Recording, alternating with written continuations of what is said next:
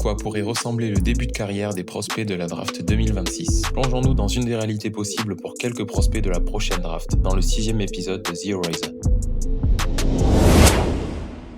Garde créatif de Kansas, Darren Peterson, c'est avant tout un scoreur polyvalent. Son niveau en catch and shoot est déjà bon. Il est capable de créer son tir aisément au niveau universitaire et de mettre la pression sur les défenses via de la transition ou du drive. En défense, il possède une grande envergure pour sa taille, qui peut lui permettre de défendre sur de nombreuses positions. Déjà efficace sur des switches, il a un potentiel intriguant en défense off-ball. Offensivement, ses points améliorés sont assez évidents. Son jeu de passe qui est encore assez modéré, et il est encore tôt pour l'imaginer devenir un playmaker de bon niveau NBA. Et sa sélection de shoot, qui est par moments hasardeuse et qui peut laisser présager d'une faible efficacité à son arrivée en NBA. Mais rien de rédhibitoire, c'est le cas pour de très nombreux porteurs de balles rookies. Le point de bascule de son profil sera donc sa capacité à devenir un vrai créateur pour les autres à niveau NBA. Si c'est le cas, il peut devenir un véritable franchise player et le centre d'un projet. Dès ses premières saisons, il est possible d'imaginer que sa défense et sa capacité à scorer avec comme sans la balle lui permettront de briller et d'obtenir des responsabilités. Suivant l'équipe dans laquelle il est drafté, on peut imaginer qu'il progresse rapidement et si tout se passe bien, il atteindra un niveau All-Star avant la fin de son contrat rookie, notamment si le playmaking progresse. Pour lui, il semble exister deux fits qui correspondent à son profil,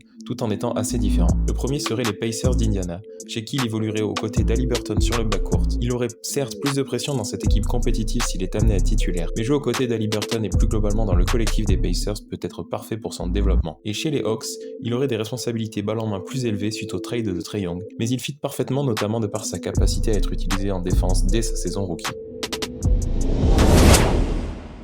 AJ Dibonsta, ailier longiligne de BYU, possède un potentiel athlétique excellent avec des segments longs ainsi qu'une vitesse et un pop vertical impressionnants. Il est déjà capable de scorer de plusieurs façons proches du cercle et à mi-distance, et capable de créer des turnovers sur le porteur de balle avant de courir en transition. Cependant, il y a encore du travail à faire notamment en défense off-ball, mais aussi pour se muscler et pouvoir garder les ailiers très puissants au niveau NBA. Offensivement, il lui faut travailler son tir pour devenir une menace off-ball puis à terme en pull-up. C'est d'ailleurs le point de bascule évident de son profil, son shoot qui peut faire de lui un scoreur NBA implacable avec un profil défensif très intéressant sur les postes d'ailier. Athlétiquement, il sera prêt dès son premier match NBA. Il peut produire des actions spectaculaires, défendre fort sur les porteurs de balles et scorer, même si l'efficacité risque d'être faible. Petit à petit, il a le potentiel pour faire évoluer son shoot et sa prise de décision lors de ses 2 ou 3 premières saisons, en plus de travailler pour devenir un défenseur off-ball correct. Idéalement, Dibonsta pourrait avoir besoin de temps, et il sera parfait pour lui d'arriver dans une franchise qui va lui laisser le temps de se développer, de faire des erreurs et d'apprendre. Ainsi, le fit idéal pourrait être les Nets, qui ont besoin de talent à chaque poste et ont du temps devant eux. On peut également citer les Kings s'ils choisissent de reconstruire totalement. Et enfin, il pourrait avoir le temps de jeu et l'accompagnement nécessaire pour se développer chez les Wizards.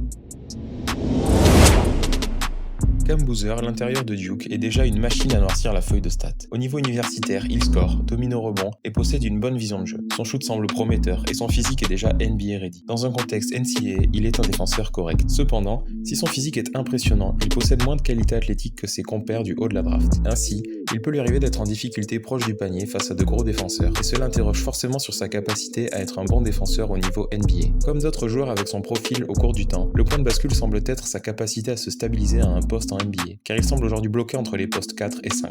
En début de carrière, on peut aisément imaginer un joueur qui state beaucoup et qui est capable d'améliorer une attaque par son passing et son shoot pour un intérieur. En quelques saisons, il peut devenir un scoreur respectable aux 3 niveaux et un bon connecteur. Mais sa capacité à jouer, notamment lorsque son équipe deviendra compétitive, dépendra de sa défense. Pour Cam Boozer, il faudrait idéalement qu'une équipe monte à la loterie pour lui offrir un cadre stable et un pivot défensif déjà en place. On peut penser à Dallas ou à Memphis. Mais parmi les pires bilans de la ligue, Washington semble être un fit correct avec Alex Sarr et maintenant Anthony Davis en défense.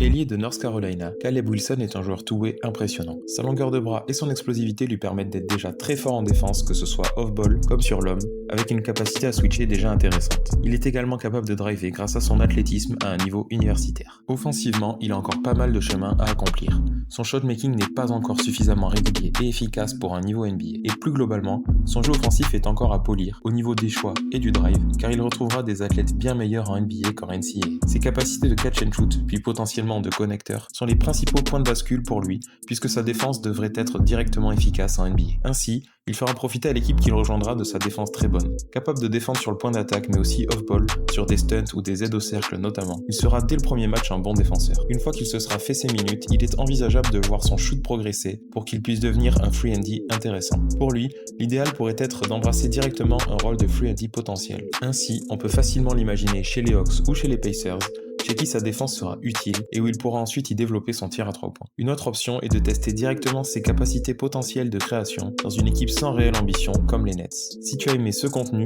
retrouve-en d'autres sur ma page et n'hésite pas à liker, à commenter et à t'abonner.